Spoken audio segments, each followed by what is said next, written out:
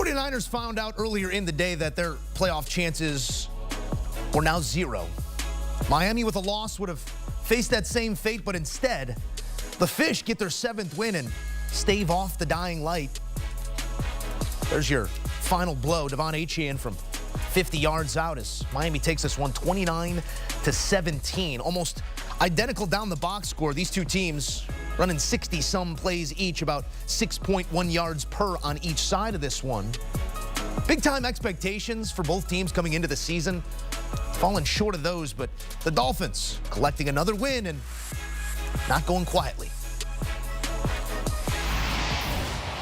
Mac, this was sort of a loser leaves town situation, but it changed with what we saw in the 1P window. We knew that San Francisco was already mathematically eliminated. Miami with a loss would have been. They don't say uncle just yet, but what did they show you in this performance? Sort of lackluster. You look at the numbers, 6 per play. I mean, this has been the season. What have you made of it? It's been up and downs for Miami. Kind of hard to figure out because of the expectations for this team coming into this season and clearly not reaching that level, but yet and still, mathematically speaking, they're still in the playoff conversation. This was an intriguing matchup because you didn't get your best from your quarterback, you didn't get your best from your star receiver, but the defense buckled down, played pretty good defense, especially in the red zone. When you look at making things difficult for Brock Purdy and the 49ers offensively, and they just effaced the running game out of play for San Francisco. Now, granted, for San Francisco, I mean, it's not a lot that was expected coming in with your 5th running back. RB5. Yeah, RB5. But for Miami, this was a building block because they made sure San Francisco became one-dimensional. Yeah. And because of that, that gave their offense extra possessions. And you look at Mike McDaniel staying patient with his running game and eventually taking things off in the second half led to them winning this ball game and keeping their playoff hopes alive. It's another win and slim playoff hopes kept alive, yes, but maybe the type of win that just makes you say, what if? What if you find a way to win one more ball game or you find a way to stay on the football field? I know health is only controlled in so many ways, but this is an odd season. I think up and down is a perfect way to say it. On the other side, San Francisco can now look towards the future. That future, I know in your eyes, looks like Brock Purdy. No argument there. Perhaps it's a franchise tag. We know how that front office likes to negotiate. They'll play chicken with you into camp.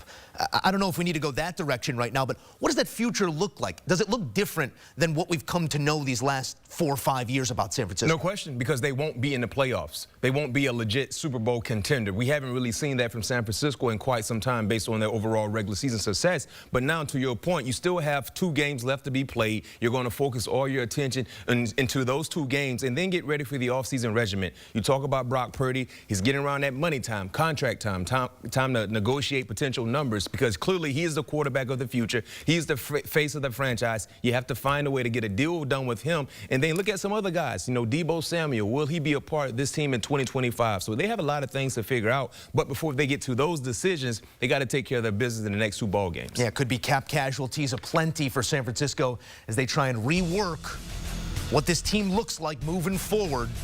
But as we said, big decisions to be made. Teams that make the Super Bowl and miss the playoffs next season, you talk about a Super Bowl hangover. Well, you know, they've been going hair of the dog for quite some time here, the 49ers, finding a way coming off of those types of losses. But in 2020, it was just that. They missed playoff after making it to the Super Bowl. For more reaction on this war of what if, we say hello to the lead analyst of the NFL on CBS, Tony Romo, joining us from Miami. Tony, we're going to go a little bit more macro on this one because X's and O's, 60 minutes of football here. I'm not sure what we take away, but what did we see from Miami in this spot to at least stave off elimination for one more week? Well, I think you saw them kind of start to find a little bit of their identity. I mean, coming into the season, they recognized teams last year. It started to take away the deeper part of the field a little bit, but they had such an explosive ability with some of their motion aspect and everything. So they made a concerted effort to kind of get the ball into the flats, get it out quicker, some screen stuff to get the people on the run, throw it underneath defenses, and they've actually served them pretty well. And they've lost some games they should have won, but other than that, I feel like they're kind of knowing who they are right now. I don't think they have enough time to go down the field as much, and they're not quite attacking defenses down the field as much as they should. But if they actually attack down the field like they did today, taking some chances doesn't mean reckless. It just means you got to let the ball go, and Tyreek Hill will come down with it or not. And when they do that, they're really hard to beat because the screen game is so good. And then I think they found out that running the ball on the edge is probably more their strength than up the middle. We'll see what these last couple weeks look like for Miami, and the math is not on their side. If they can get some help, who knows? But as you said, in a season of ups and downs, this perhaps one of the ups that they can take away. On the other side, I heard you say on the broadcast, Tony, these 3 weeks you can learn a lot if you're Brock Purdy, future of the individual, trajectory of the franchise. What does he need to accomplish over these next 2 weeks coming off of this loss? Well, I think he needs to take what's happened this season and just use it through the experiences on how to improve. It's really about just getting better and like taking that into the offseason. If they can go finish with a win and another win, it's not going to be easy, but I feel like if they can do that, they can feel good about themselves. And, you know, you're always evaluated in the National Football League. Kyle Shanahan, this isn't going to sit well with him. John Lynch, this whole organization, they're going to be evaluating these next 2 games and today. I think they laid it out there today, but they just weren't in a position to actually get it done. And I think a lot of that, I mean, they lost their whole left side of their offensive line. It really hamstrings you as a coordinator. And as a, quarterback, things happen really fast. And you've got to be able to protect that football and try and figure out a way to, get your team to the end zone and ultimately win. And so I think he's learning how to actually be the quarterback to win with what you have. I know you're always locked in preparation for the matchup you have on your hands week to week, but I want to go big picture here.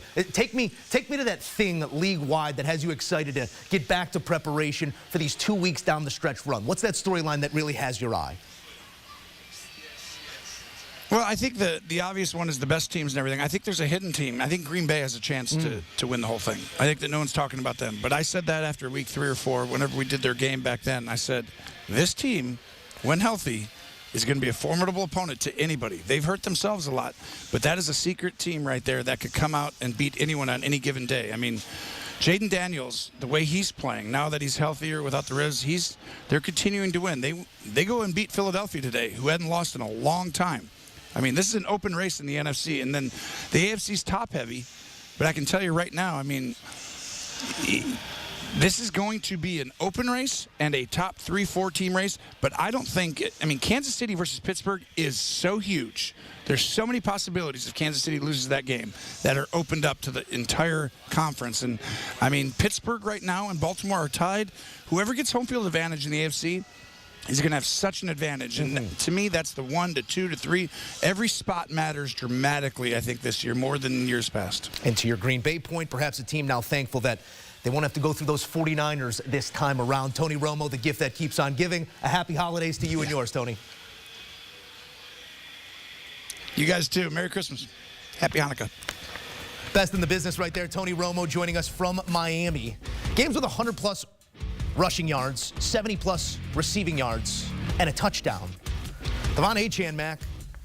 I know you didn't need that. I know you didn't need that last 50-yarder. That last 50-yarder. Well, it put him in the full screen and into the show. So good for him. Good on Achane.